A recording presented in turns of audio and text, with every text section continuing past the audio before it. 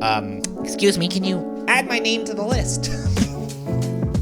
Guys, this is the end of the podcast. It was nice knowing you. Thank you.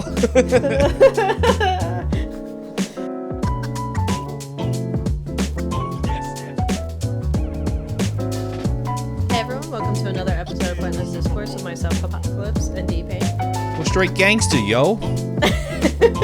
Apologies if I wish I had a hat.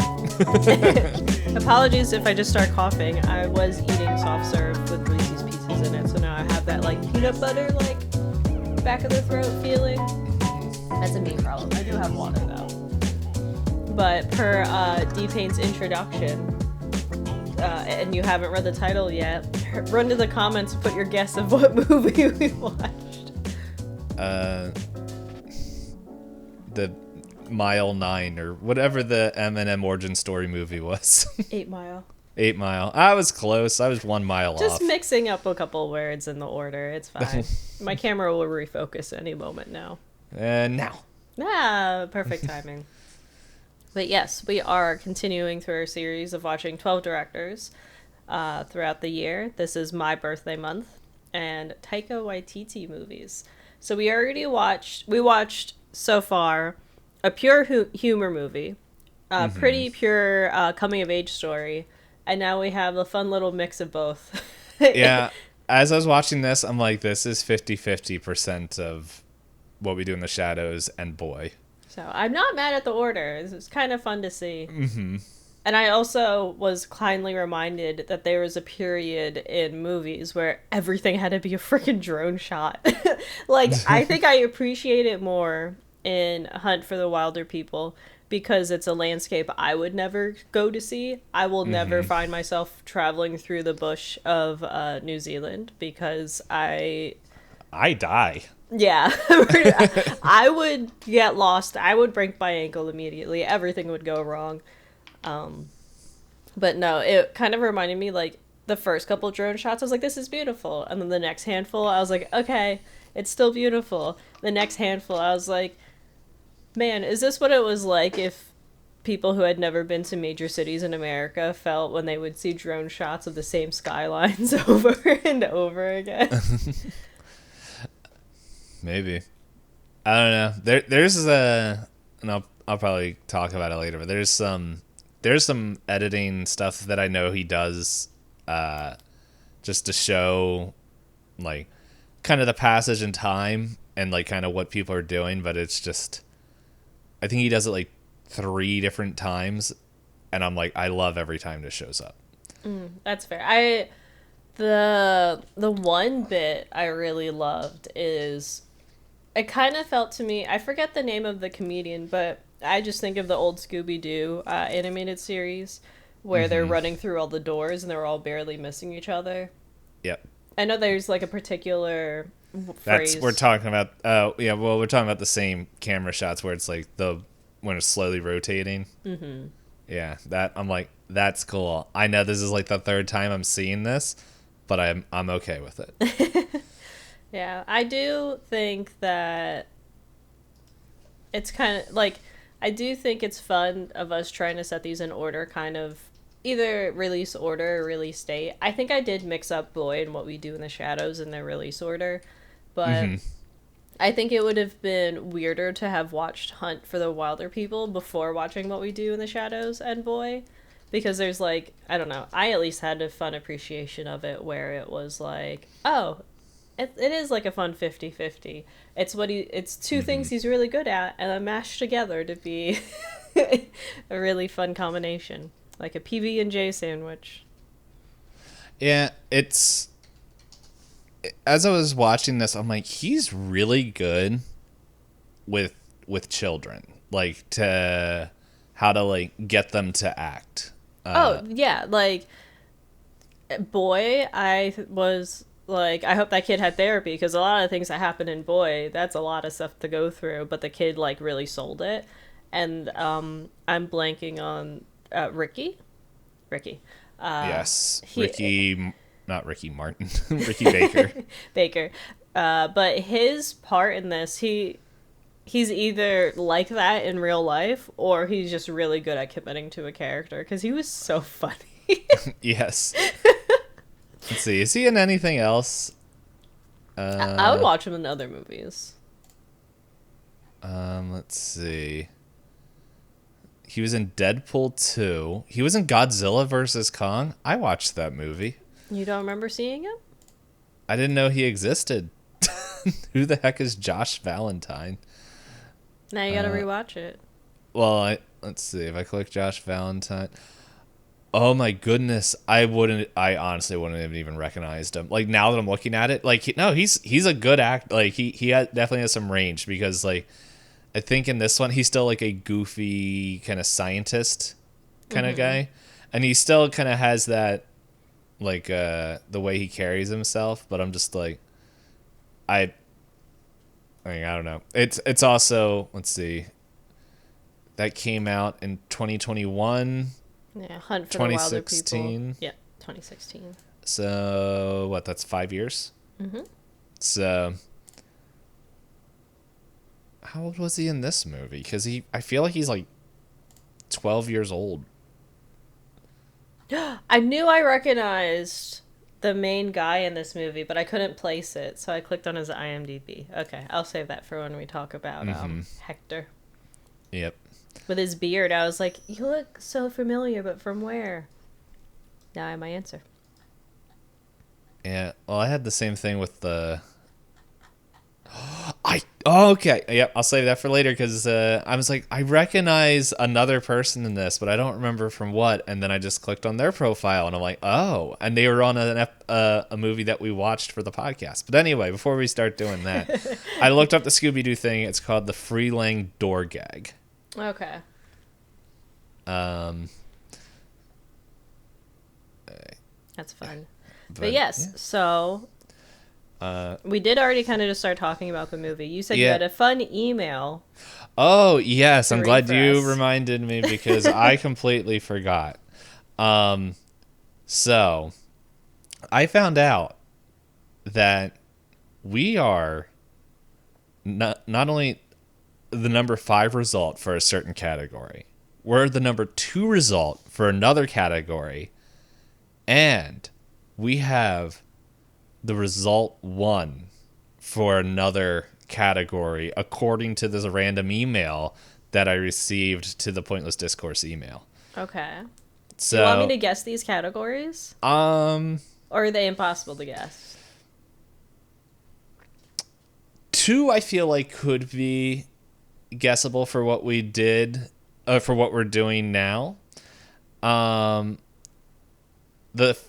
result 5 is like old before we started doing movies.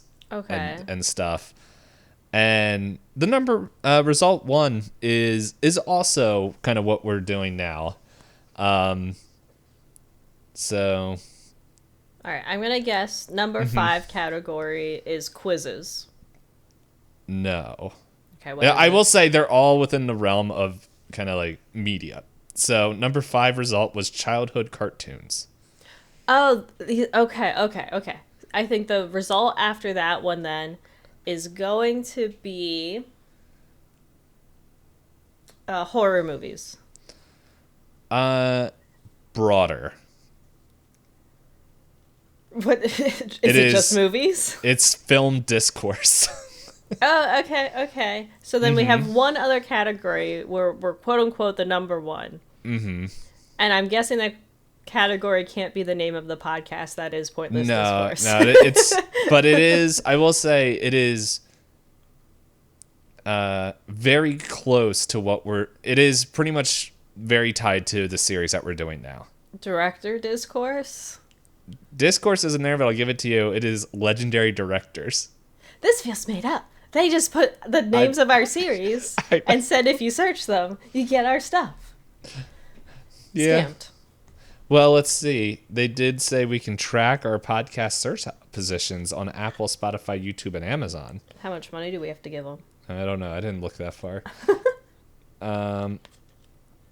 We can try it free for 7 days, and then we have to give them money. That's okay. You can discover hidden keywords your audience is searching for. Hi, And audience. get AI-powered tips to improve visibility. Boo. Bad. No. So I saw that. It made me laugh. That's very unserious. Thank you for sharing. It's always good to know that we're at least numbered somewhere. It's good to know that we're number one in our own series that we named for ourselves. Yeah. I would hate to know that I would hate to find out there was somebody else that did a legendary director series where they watched 12 directors through the year of 2025 better than us. It would be kind of disappointing. But it would be... I don't know. We did have someone take our podcast title, or Did tried they take to. like a really long break and then I don't know. I don't. Yeah, I I haven't don't looked know. up Me our name neither. in a while. Me neither. I'm just like, hey, we're here for fun. And who knows, if we do what we've been talking about and things start taking off, the podcast might actually get a little bit more attention, which I don't know. I'm also like stalling so I can find where I hid the timer app on my phone. There we go, I found it. You're hiding it from yourself. Well, I have everything in like folders because I hate having a million apps all over the place. That's But I very recently fair. made a new folder, so everything got bumped over. So I'm like, where is it? It's not where I remember. And then I'm going to have to do this all again if I get a new phone. Oh, fun. Well, in the meantime, I don't before you the have to money for a stress new about phone, that, though. So, before you stress about that, you have your dice handy dandy. yes, they're right here. So The right, D12 yes, perhaps. here. Yes, so we will be rolling dice, a D12 for the 12 different directors we're watching throughout this year, and whoever rolls the highest will be able to, or be the chosen one, we'll say, to give a short summary of the movie we watched. And then after that, we have some questions without any spoilers. Then we will head into Spoiler Town, hence Dpayne needing his timer on his phone. Yep. Toot toot. I can't. Oh, Is it your turn? I thought it said 23. That'd be impressive. Yeah, but it is a 12. Oh, congrats. I rolled a 6. I was waiting for you to say, I rolled a 13. I was like, what? Wait a second. Excuse me, can you add my name to the list? Guys, this is the end of the podcast. It was nice knowing you. Thank you.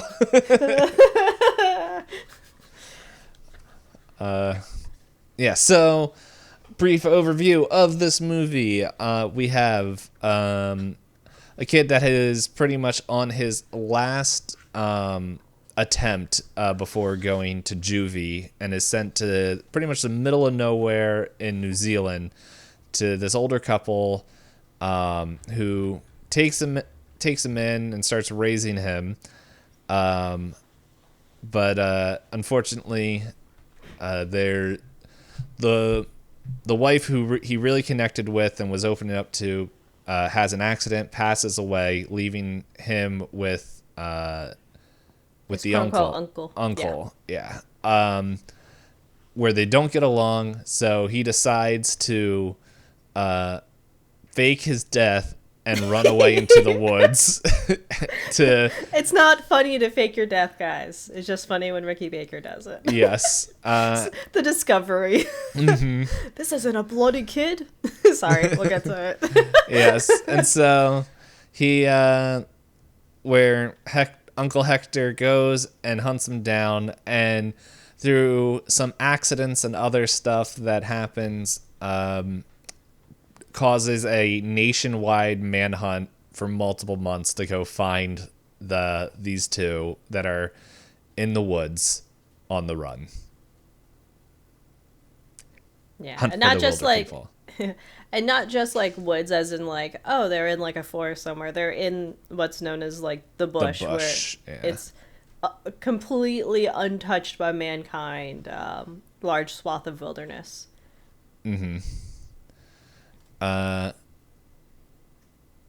Yeah, I hovered over the bush for Wikipedia, and the quick like 2-sentence thing is the bush is a term mostly used in English vernacular of Australia, New Zealand, and South Africa, whereas largely synonymous with hinterlands or backwoods.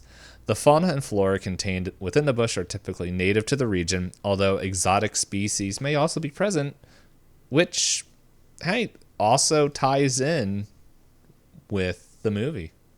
Yes. All right. So you ready for some questions? Mm-hmm. If this was the only movie you watched by Taika Waititi, Yes. would you... This is the one... This and What We Do in the Shadows are the two that you're like, yes. Yeah, it. As we said before, another way that I guess my brain was also doing this is like this is up for an older generation. Oh, yeah, I can see that. I can Um, see that. but yes, I would. Which we do have one more, but it's like I'm now like between this and What We Do in the Shadows, even Boy was a tough sell for me. But for after Hunt for the Wilderpeople, I'm like, okay, I kind of want to check out some of his movies that aren't on our list. Because like I hear good things about the Lightning Man from Marvel, Thor. Oh, because he did one or two movies. I think he did two. I think Thor 3. Yeah. I think that was Ragnarok, and I think Love and Thunder. Okay, because I've watched the first two Thor movies, and they were definitely not Yes, his. yes. From what I've heard of when I stopped watching Marvel movies is when they started really letting different directors just Contribute be themselves. Yeah. Like they was like, here's the story, but feel free to put your flavor on it. And apparently, Thor Ragnarok is very Taika coded. Yeah, I've heard like people were like, "Oh, if you're gonna watch any of them, you should watch those." Because I do remember they had the promotion was Thor after he gained weight, right? Because he was like not a hero or something for a little bit. I think that was Endgame or one of those. I think that was that period. Okay. Yeah, I think that happens after Ragnarok. Okay. And then I can highly recommend Taika's shows as well. I think I want to go in and watch the other season of, I think it's out, Our Flag Means Death. And that one's loosely, like, I would say, I think it's historical fiction because I believe Strider said that the characters he's used in that are real pirates and real naval officers and things from that era. And that one, like I said, has the manager for, or it has Psycho Sam as he's known in this movie. Yes, I was like, who? Oh, that's right. Yes. I'm a bush. I'm a man. I was actually, so I was really tired when I was watching this Monday evening. But then he's crawling around as a bush and I couldn't stop laughing. He just stands up. Now I'm a bush. Now I'm a man. Now I'm a bushman. And I was just like, what is happening? So I think it's safe to say that you would also recommend this movie. Yeah. So if you want to skip that question, we can skip that question since we are kind of talking about the movie. How much did you root for the characters? I think this is, out of all the movies that we watched, except like Ip Man 1, I was definitely rooting for them. But I think out of all the movies that we have watched, I don't think I've rooted more for the main characters in a while. I'm like, I think yes. I think the Ricky and Hector in this are the perfect amount of unlikable that, and they have like a pretty satisfying arc to being likable. I almost cried a few times, but I didn't quite get there. It's kind of wild that the end portion of the movie still made me laugh for how like dramatic it was. Yeah. Like it's really impressive, and it is, I don't know, like you said, the way that Taika writes people, even people that are supposed to be younger, a lot of times in movies you're like, oh, there's a kid that's a main character. Are they going to be like whiny? Are they going to be like kind of in the way, like an obstacle? But instead they actually feel like baby adults, like they should, because Ricky Baker clearly thinks he knows everything, and you're like, buddy. Buddy. Yeah, So. it's like he feels real. He feels like a real 12-year-old. Yeah, which or 13. Yeah, I don't. I missed if they ever said how old he was. I missed it, and I don't know.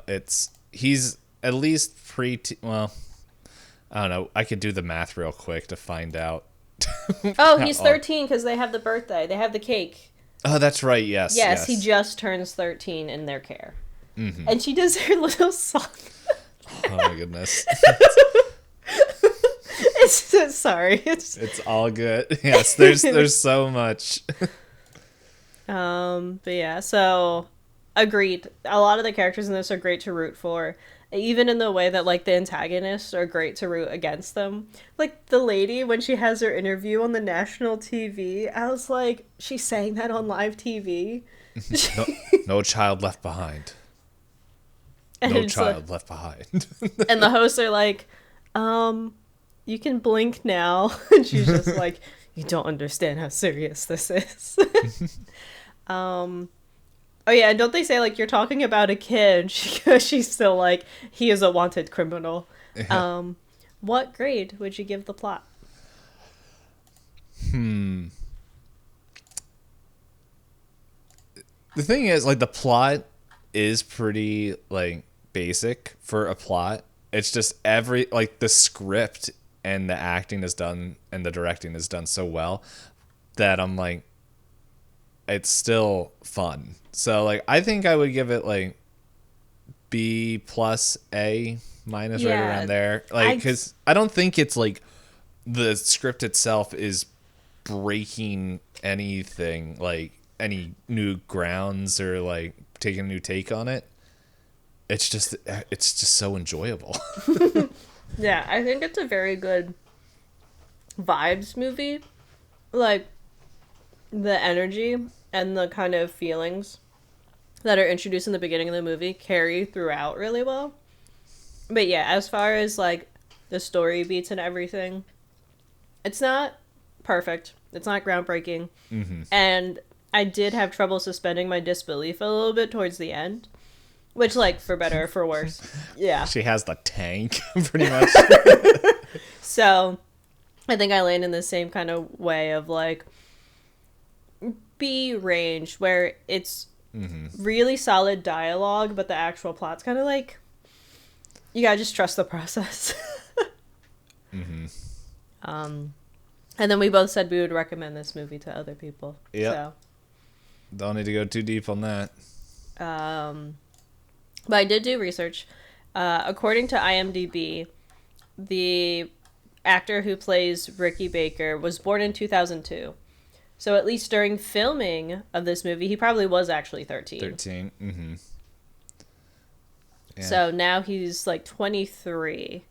So how in Godzilla he'd be 21, I think. like 19? 19, 20. Yeah, 2002 to 2021. Yeah. Something around there. I don't know. We didn't mention like there's a couple other actors that we recognized. Do we want to mention that before we go into Spoiler Town? Sure. All right. Do you want me to go first? Yeah, go ahead. You can go first. I recognize Hector so bad, but I couldn't envision it when he had his beard. I clicked on his IMDb profile. He's the guy from Jurassic Park. Oh my goodness, yeah, I just clicked on it. He's there. He's Grant from Jurassic Park. Yeah. Oh my goodness. Well, now we know what he did in retirement. But yeah, like with his beard, I did not recognize him at all. Because I think it is his jawline that ends up being like really distinct about him as an actor. Mm-hmm. I don't know. I don't know if I would have noticed him even if he was shaven. And so the person I recognized was the aunt, Bella Faulkner. Oh, okay. And so her name, Rima Di Waita. I don't know if I'm pronouncing her name right. She is in a movie that we watched on the podcast. I didn't realize until I clicked it. She was in Housebound. She was pretty much the same character. Yeah. But the mom, she was the mom of in there, Miriam, for the daughter who was under house arrest. And so I was like, and Yeah. this whole time I'm like, why do I recognize her? And then I was like, I don't know why I didn't think about clicking IMDb until now, but I'm just like, oh. It's kind of a fun surprise this way. It is funny because even her style isn't completely the same between Housebound and this. Like she has the same curly hair. She has kind of the same outfits. That's funny. And of course, I recognized one of the people hunting them down in that group.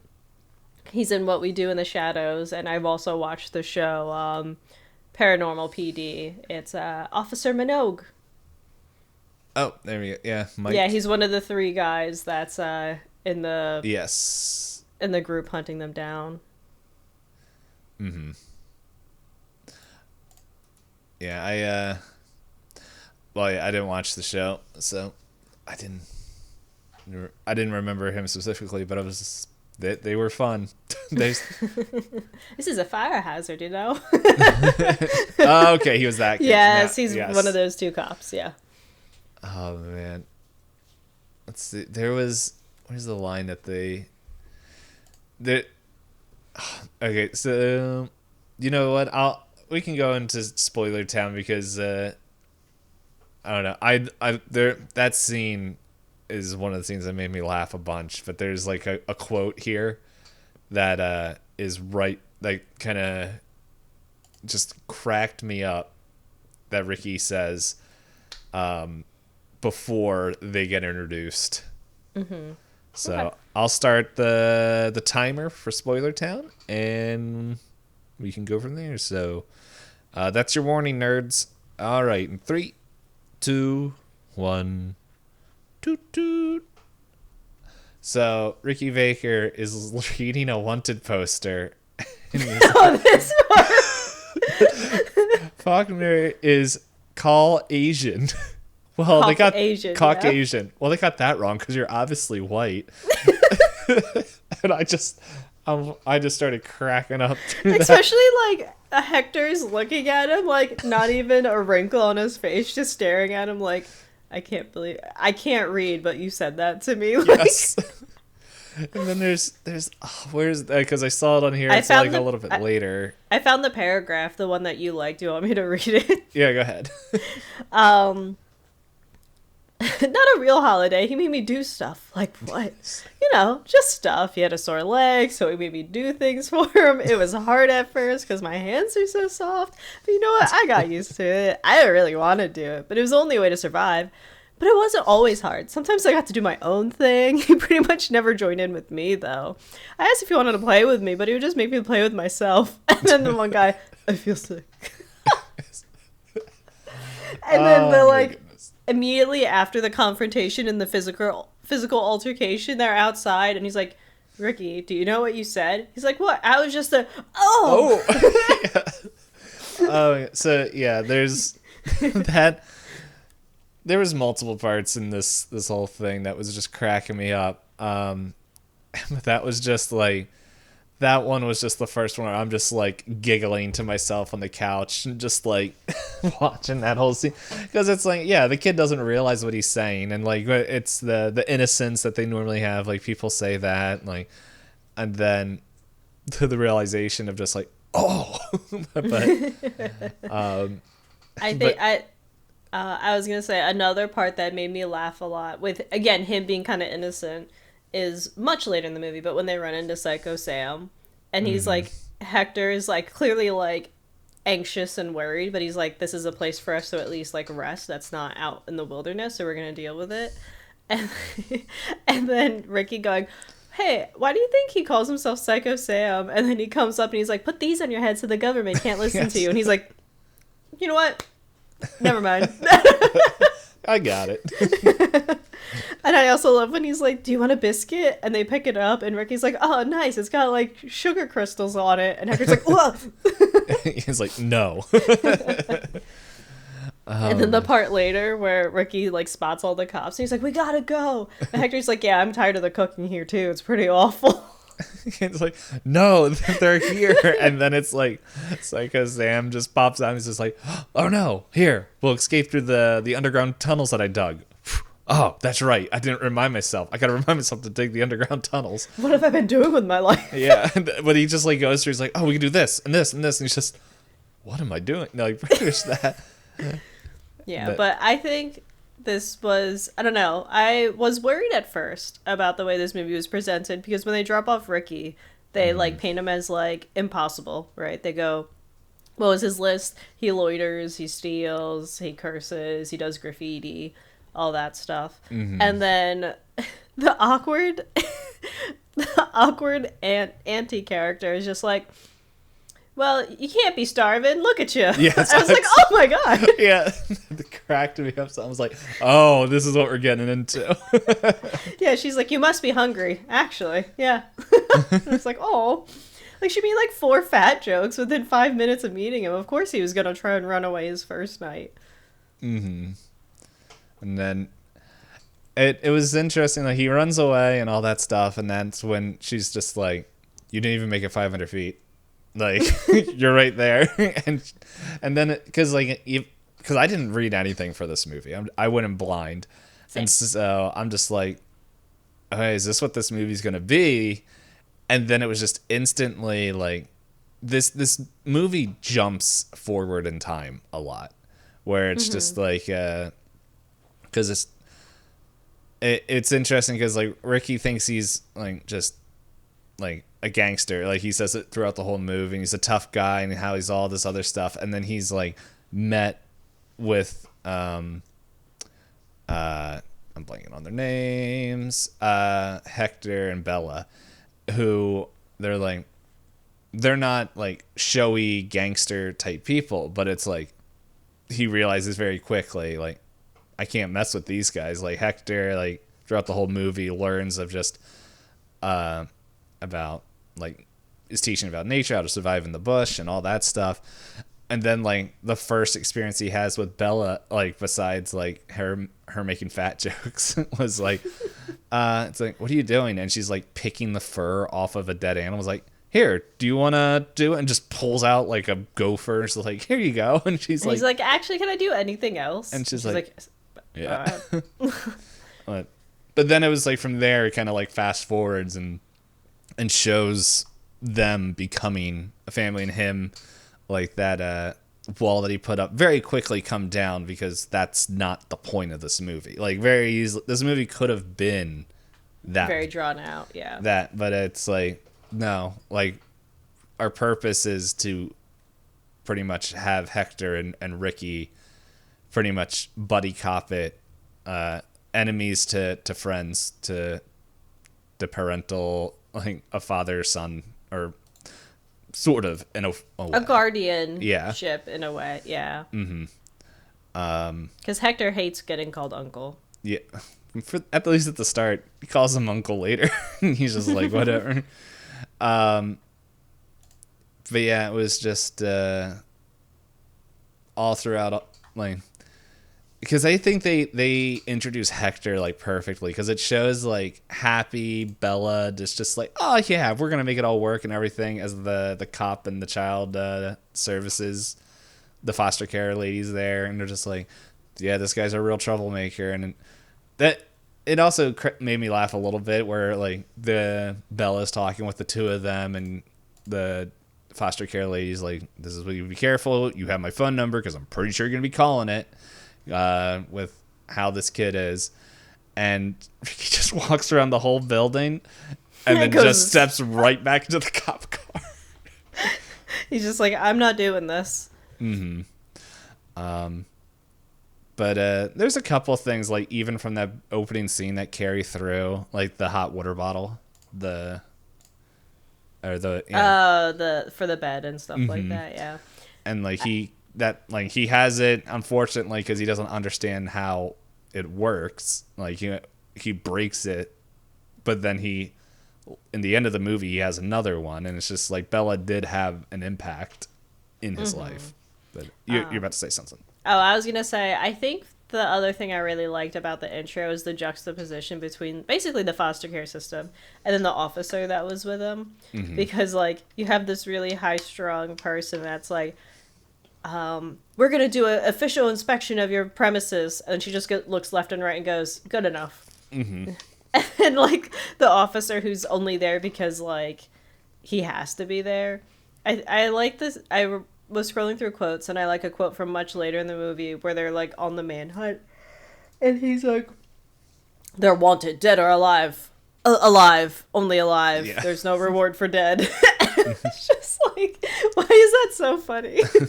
That whole like sequence of going back and forth, because that's when he goes to Shortly after running yeah, into the people that Kahu, live. yeah, Kahu and Yeah, TK, and they get the selfie. yeah, and that's like when they start going viral and all that. Yeah, and then because then it also brings in like the whole question where it's what is her name? Paula, is that the name of yeah, Paula, where she's The foster. yeah, where she's like, no, this is like she's acting like a police sergeant pretty much the whole time, and the guy's just like, all right, yeah, whatever, and like, but then like everyone's asking like, I don't understand like what if they were hardened criminals, and like if Ricky's being forced to do like stay against his will, why would they split up and call in this hiker who has or ranger who has diabetes and is like in shock and all that stuff? Like it doesn't make sense with your theory. And he's like, no, they're hiding there, they're trying to get it, and she's unwilling to see a different good side. Yeah. But yeah, so it was that was interesting, but it like on the same side where it's just like the whole. I think one of the things that I really did like about this was, I know in other movies I would always complain of like, because I mentioned before I have some training as a first responder, and there's certain things that's like, no, like you wouldn't like the recovery time between that injury does not make sense. Right. And the whole reason this whole manhunt starts is because Hector breaks his foot in the woods and he can't leave or in the bush, so he can't leave, and so he's reluctantly teaching Ricky how to do basic survival stuff. He's terrible at it, but it's like they like, because at first it was pretty hard to like tell, but that was a whole month that they were like that whole time. That just the beginning part, yeah. Yeah, and then what was it? Because it's even like they're like what's it? Yeah, Hector's just like, so did you get anything? And Ricky's just holding like roots. He's like, that's all I Salad. got. Yeah, he's like, salad. And then he's like, that's all. And he's like, what you get? And he holds up an eel. He's just like, how the heck did you get that? And it's like, how did he get there? Yeah, I think he said, was it the knack? And he's like, yeah, what is that? And he's like, I don't know, I just have it. And then I loved the little part where they bring it up later. He's like, how'd you get this car started? The knack. Yep, the knack. But yeah, so there was neat things, because then there's like something it's interesting how there's survival tips that Hector teaches Ricky that at the time Ricky's just like, yeah, and then later in the movie, like you can see that he's on like these lessons that he was like, it felt like he was pushing off are real. Like they're starting to become. I just realized this is based off a book. Yeah, I was gonna bring that up as well, because we have talked about wanting to watch movies and books and do comparisons on them. So maybe it's an excuse to rewatch this movie in a future series. I'm looking it up now. Amazon blinded me. It's a wait. This is the last book in the series. It looks like this is annoying because I'm looking at Amazon and it just has apparently there's like 5 books, but they only have 2, 3, 4, and 5 on here. That's not confusing at all for us. Yeah. But it looks like they follow Hector. Oh, okay. I Oh, no, sorry. It looks like they're all just stories that have to do with the bush. Oh, okay, okay. Yeah, I'll dig into it a little bit more. But yeah.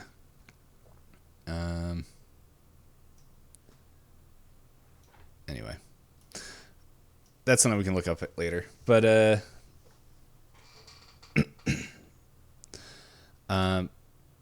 yeah, I derailed that. Part of me wonders, like, I really because a lot of this dialogue does feel like Taika dialogue.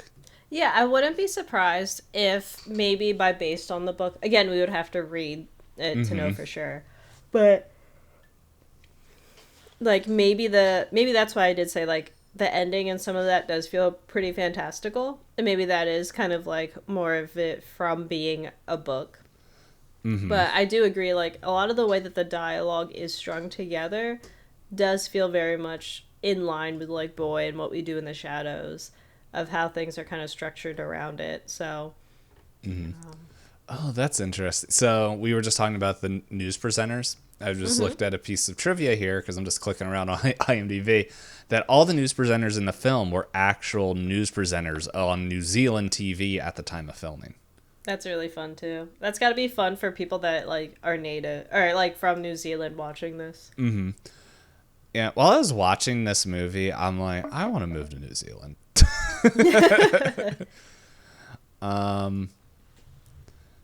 Yeah, and then let's see. There's something else. There's a lot of stuff in this movie that is just great. Yeah. Do you want to go into detail about the cinematic shot that you really liked? Yeah. So, you were mentioning it earlier. I closed the wherever I had, but like that was almost Scooby Doo esque. But there's a couple of scenes. Oh, excuse me.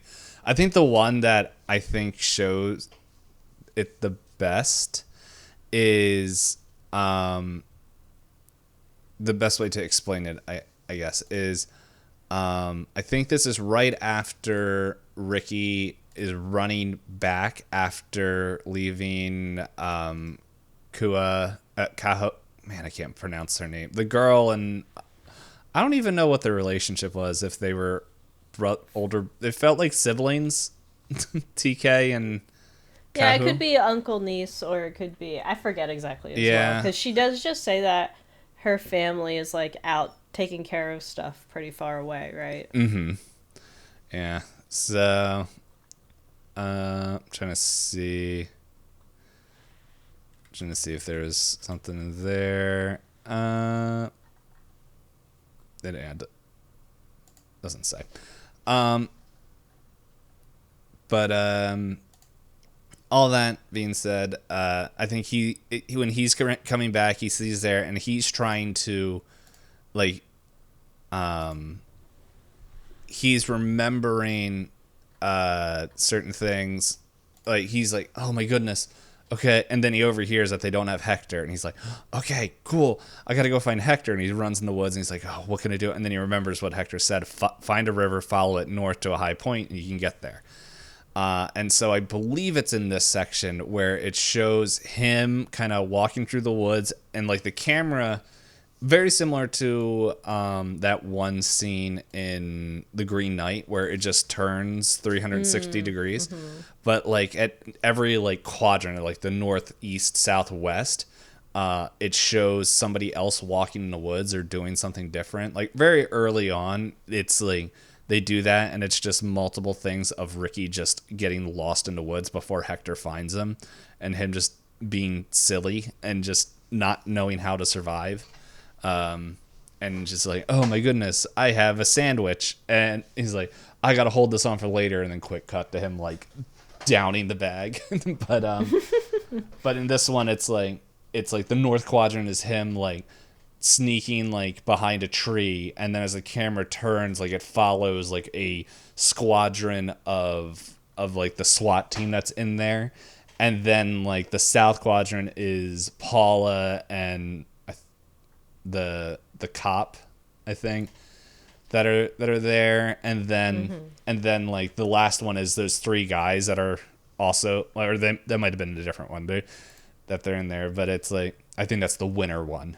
But yeah, it shows, but it's like it does that couple different rotations, and then they like play on it as well because you're like, okay, yeah, we're gonna see this there, and then it shows Ricky walking, and then Paula's there, just like, what are you doing? He's just like, what? And it's like just as Ricky's like jarred out of like what's going on, like I myself while watching was like, oh, I thought we were going around one more time.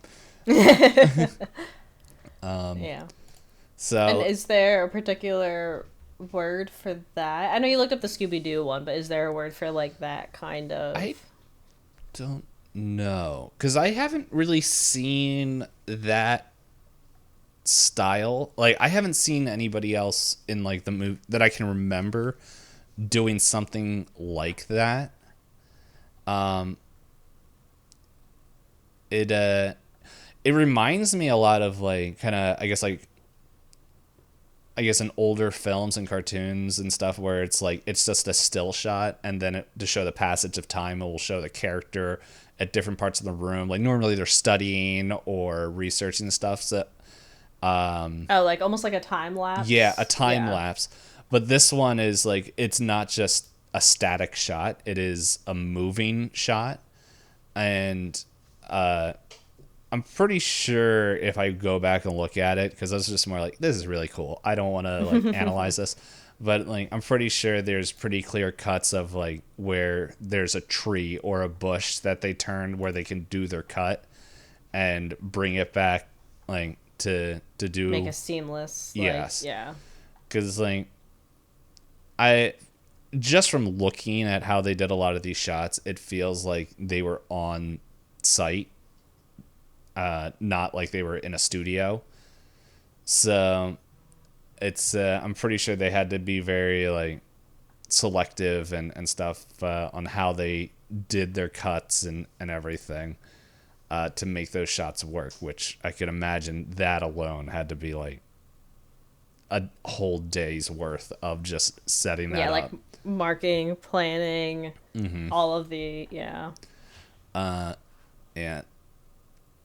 I think that also, yeah. So where I watched this, it unfortunately did have subtitles, so it was a little bit hard to hear sometimes. But there was, I think it was like at the end. It was in the winter one, where they're all hiding behind like this thing, and Ricky's like whispers something, and Hector's like, or no, he's he's like trying to say it with like just moving his lips, and Hector can't understand what he's saying, and then finally they have a clear chance. He's like, "What are you saying?" It's like Lord of the Rings, man. Oh, because he has this whole explanation of things, and he's just like, are you speaking English?" Uh, um, Ricky mentioned a situation that is just like Lord of the Rings. Okay, that I was like, it was that this was like same spot. There was something else that we were I think watched that was in that spot. I can't remember. Maybe. But um, But yeah, I guess then I'll ask, how did you feel about the ending? Because I got a little bit lost in it, I will say. the The big action chase part scene, of it, yeah. it seemed very fantastical. Like very like it felt like we left the realm of reality. It almost felt like we were watching a Mad Max movie at that I point. almost had like everything everywhere all at once vibes. Yes. Because everything, like, despite the against all odds, I was like, is reality bending for them? Because it feels like it is. Yeah, and like there's mainly because I can't remember all the crimes that Ricky did, and I don't know if like, I don't know, the fact that he like knows how to drive stick perfectly. They did say he stole. I Yeah. don't know if he stole cars. Yeah. I don't know if that was ever like Yeah. fully mentioned. Yeah. So, but like the fact that he's able to do that and he can barely see over the The steering wheel, dash, yeah. and so he's just doing all that. I thought it was also funny when they're yelling at Hector, like, pull the car over, and he's like, I'm not even driving. The thing I thought was the most unreal was the dog surviving that. I know, like they did It do. You was did warn me about animal death and things like that. Some of it I thought was a little brutal, but I did just look away for the different parts. Um, like the first with the pig, that one I was like, I know you said it's not on screen, but there's a lot of noises. oh yeah, I forgot about that. The the animal death I was more thinking of was the I completely forgot about the first one until you said that. I was Yeah. thinking more of the dog. Yeah, the dog was like I could tell It like was even though choreographed to like okay. to make it look more bad because like the dog itself I could tell was not distressed, right? Like the dog was like they were like lay and then the Yeah. guy was like crying over him. But yeah, it was just what was I gonna say? I was talking about the fantasticalness, or Of was the I? car chase thing. Oh yeah, the car chase. Yeah, like you said, like the dog getting out was pretty unrealistic. I was surprised they weren't more injured because they flipped it, and I don't think they had seatbelts on, Yeah. and they were going like 50 miles plus an hour, like through a trash heap of cars and flipped it, and Ricky's just like gets out, and I was like, how'd you just get out? How are you? What? It's the power of being a minor. All his bones healed that fast. But yeah, there's like it does because like I don't know. I find it hard to believe. Like I know they went on military grounds, like, and that's why there's like the military there. And I'm guessing in reflection that vehicle they have, like I remember back when the protests and all that we're having, we did see like our police have vehicles similar to that. So I guess it wouldn't be too far out of the realm that the giant like war vehicle Would be employed in something yeah, like this. and I guess Yeah. especially like in that area because that makes a little bit more sense of having to go into the bush and areas like that. But yeah, it was like a little bit like it did ramp up. It was like I think it was just more like, hey, let's have a laugh here. Let's go on. Let's suspend reality for a bit. But yeah, it was I'm like, okay. And then but yeah, the ending like and then the very end where it's just like I guess Ricky doesn't want to leave, like, and Hector's like, I'm old and tired, like, we can't That keep doing part, this. yeah, that part did make me sad. I think that was one of the scenes I almost cried. And then they made me laugh hysterically when he decided, like, his decision to get the cops to leave him alone is just like, he's molesting me right Yes, now. and they're just like, It's like, what? he's like, boy. Yeah. Very much in the God of War boy. Boy. The, the lead up to that made me sad because you could see, like, Hector was deflated. He was like, I'm old, I'm injured, we can't keep this up. It's only gonna, like, be worse consequences from here on out. And then the other scene I almost cried was when they're in Psycho Sam's, and it's like that first moment where they're forced to be in the quiet, and Hector and Ricky have an actual conversation. Because, like, Ricky, being a kid, doesn't realize it's kind of rude to ask, like, oh, why didn't you two have kids? And Hector's like, we never could afford to find out, why not? And then Ricky's like, man, it's wild people that could be good parents don't get to have kids, and people that don't want to have kids can have kids. And Hector's like, I'm sure your mom wanted you. And Ricky's like, mm-hmm. Yeah. And that's when, like, we even get a little bit of backstory about Bella, of, like, how she was, like, kind of in a kind of, I guess, similar situation as Ricky, and how even Hector was almost kind of similar to Ricky, of just like how they were both like, Society gave up on him. Yeah. yeah, like society gave up, and it was Bella that brought them like back into, I guess, like human connection. Yeah. And then Yeah, because Ricky has the whole thing. He's like, "You should have a teardrop tattoo. You have yes, manslaughter on you," and Hector's just like, "Meh," like grumble. yeah.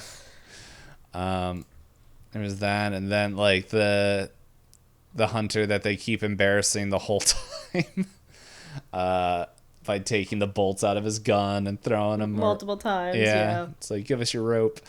Where he's like, no, I want to I want revenge, and I'm like, are they really gonna let him shoot him? And then it's like the cop like spots him, and it's just like, oh yeah, the cop did cop work. And then poor Ricky Ricky shoots. because he has the part in the first time that they run into the hunters where Hector's like, "What did I teach you about gun safety? You don't just fire your gun off like that." And Ricky has the gun pointed at him, and he doesn't plan to shoot, but of course he gets scared. Yeah. And shoots him, and he's like, "Oh God, kid." He's like, what the heck? And that's when like Polish is like, get him. And I think there is a quick line at that point where let's see, does that have the name of the cop that's following him the whole time? Yeah, Andy Tappert, PC Andy Tappert, played by Oscar Knightley. Mm-hmm. And he was pretty much like, he's like, they're getting Hector, and like she's going off and everything, and he's like, no, like, you're going too far. This isn't even like, this is way past your jurisdiction. Like, you're done. And then she's like, wait, I'm done? And it's like, where like he was just putting up with it and everything, like, and then it was just like the whole point where she was like war generaling all around, and just like, no, stop. Yeah, you're not a cop. You don't get to like make any calls. And she's like, "Oh." Yeah, and it was just like the instant deflation where she's like, where she was just riding high of like, all these people are listening to me, I'm getting on the news, and just like being all that stuff. Like, even though it wasn't going in there, and it's just like we're reading. I know I am reading into that a little bit more. It was just interesting. And then I just thought it was fun, like the the like little snippets of the trial that we hear. Just, yeah, we're pretty gangster. And just like, yeah, skulk life is skulk whatever it was. Yeah, whatever his slang, his vernacular is. Mm-hmm. And his very much like, the life didn't choose me, or I didn't choose this life, yeah, it chose me. And then he has all his random quotes of like, he means well, but he's saying something like a kid would and thinks it sounds cool, and the judge is just like, what? Mm-hmm.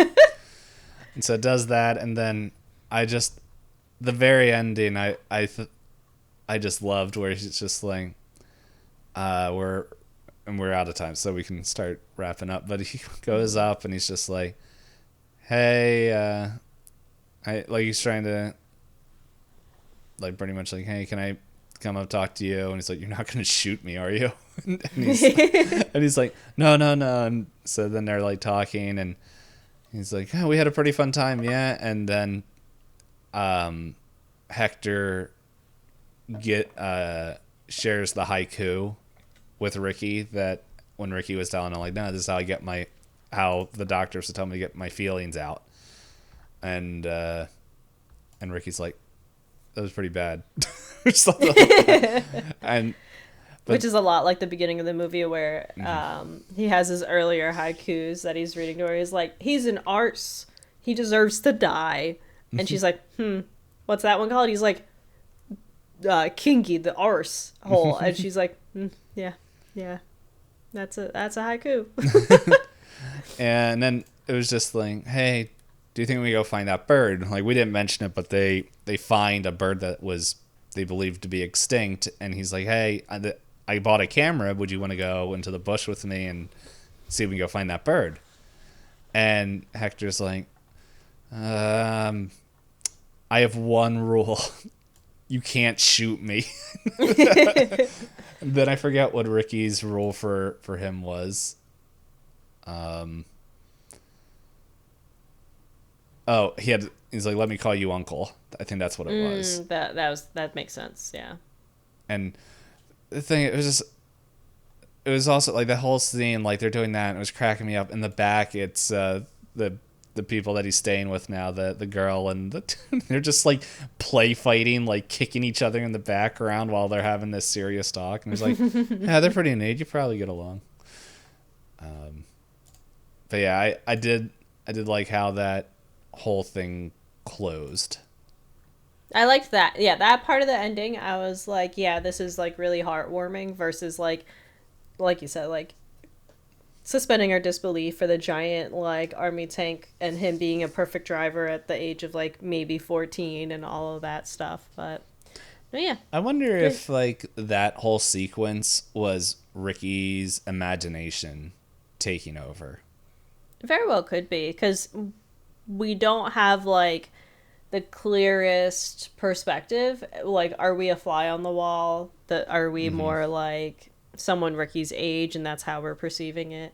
But I will just mention another part that made me laugh out loud before I completely forget Mm-hmm. is when his plan and he writes the note about like, if you find this note, I've been burnt to ashes. I Yes. set myself on fire because I couldn't stand to be here anymore. You can't take me to juvie. And accidentally lights the full shed on fire. And Yes. it's just like, let's go. And and when the lady comes around, she's like, this isn't no kid. And the police officer, like you mentioned, Andy, was like, how can you tell? And she's like, this is a paper plate. But it is just ridiculous that he bothered to dress it up too completely in his likeness and went, Mm-hmm. okay, it'll just be a little fire, it'll be contained. And he's like, Yes. oh, Uh-oh. oh, Oh. oh no. Mm-hmm. Just like waddle runs away. Come on, Tupac. And turns around and he sees the whole shed's on fire and he's like, okay. Just leaves. But no, it is a really good movie. I do think it's like you said, it does feel like it's more towards adults because the way that it's told isn't necessarily just like, because like Mm-hmm. Boy is told much more from the kid's point of view and his perspective and his lens. Because Mm-hmm. I even feel like in Boy, a lot of the eye heights for the camera do feel a little bit shorter, like Yeah. adults are looked up to. Whereas in this one, it has a lot more of kind of almost like, I guess in a way it does feel like fantasy movie shots where everything's kind of like you're kind of observing from above, kind of like if you're, I mean, we did say it was based on a book, but it does kind of feel like you're reading a book where you're just above and watching everything happen around you. Mm-hmm. Yeah. Fun movie. I'm glad I did this for birthday month. Trying to see when this came out, like compared to his other stuff. What are we doing? Shannon for the Wilderpeople. Okay. Okay. So then the following year would be Thor Ragnarok came out. So he probably was shooting Hunt for the Wilderpeople probably in like 2014, 2015, and then went to go do Thor. There's one thing, like I guess before we close, that was the whole funeral scene. There's a little piece of trivia that apparently the minister's bizarre eulogy was based off an actual experience that Taika Waititi witnessed at a funeral. I can believe it because it was Mm-hmm. told in such an awkward way that I was like, this feels like something he wrote into like a skit and was like making sure to perform it. This Yeah. is also the smallest Taika Yeah. appearance in all the movies so far. Mm-hmm. But I figured there's a little quote here that they have on the IDB from him. It's like, sometimes in life it seems like there's no way out, like sheep trapped in a maze designed by wolves. It's just like it was complete nonsense. Trying to see if there's Sometimes- any fun quotes, but sorry, I couldn't do it. Oh no, it's just like that whole scene. It was so sad because you had Hector and Ricky in the front pews, and then you had maybe two other people Yeah, in the whole church. there. I found another quote that is much more iconic of that whole thing, where he's like, You think Jesus. I thought Jesus the first time I came across that door. It's not Jesus. It's another door. And guess what's on the other side of that door? Yeah, Jesus. He's tricky like that. Jesus. It's just, I remember sitting there watching, I was like, oh my goodness, this has awkward youth pastor vibes that you're trying to connect to the teens. Oh man, yeah, I'm trying to just see if there's any fun quotes that we Or missed. trivia. Or did you already look up the trivia? I did a quick scan. Let's see.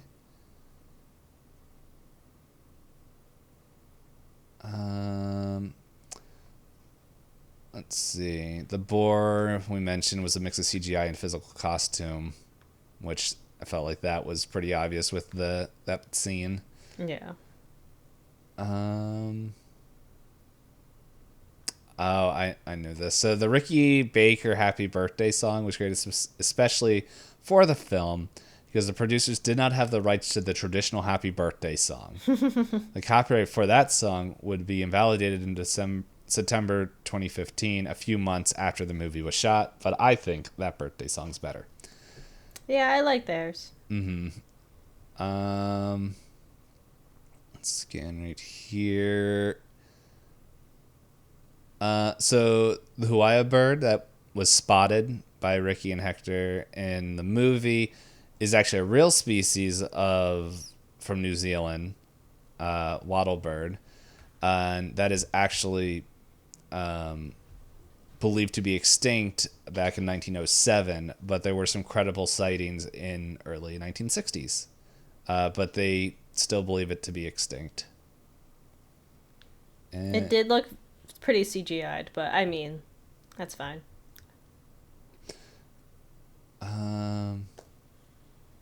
Okay, so this is a reference to the books, and I feel like we can close here unless you found something. The Toyota that Hector and Ricky used to escape Psycho Sam's hideout is called Crumpy, in a reference to Barry Crumb, the author of the book the screenplay is based on. An identical vehicle was driven by Barry in a long-running series of Toyota commercials in New Zealand where Barry played a bushman taking a city slicker named Scotty through a drive through the bush. And Scotty was played by Lloyd Scott, who appeared in this film as the tourist. Oh, that's fun. So there's a lot of neat little things that tie to New Zealand that I feel like is lost on us. Because we didn't grow up in New Zealand, but it was still fun. We've at least learned a lot. Mm-hmm. So Hop, what is the next and final movie that we're watching? The final movie we have in this series is Jojo Rabbit, also by Taika Waititi. Mm-hmm. I gotta make sure I think it's available in my library to pick up as a DVD, so that'll be fun. I gotta do that soon. But yeah, this will be the end of this series, and then next week we'll announce the director we have next. Those movies are, I believe, much longer and much older. Yes, they are. I don't know when I'm gonna have to make time to watch them. Yeah, I might do a thing where I do it in two or 3 days worth of splitting up the time. I don't know if I'd be able to do that. So it's I'm trying to figure out when I'm gonna watch Jojo Rabbit because I will be busy both Saturday and Sunday. Gasp. Yep. So fortunately, there's other days of the week I can watch them now due to scheduling changes, but that doesn't matter to the listener.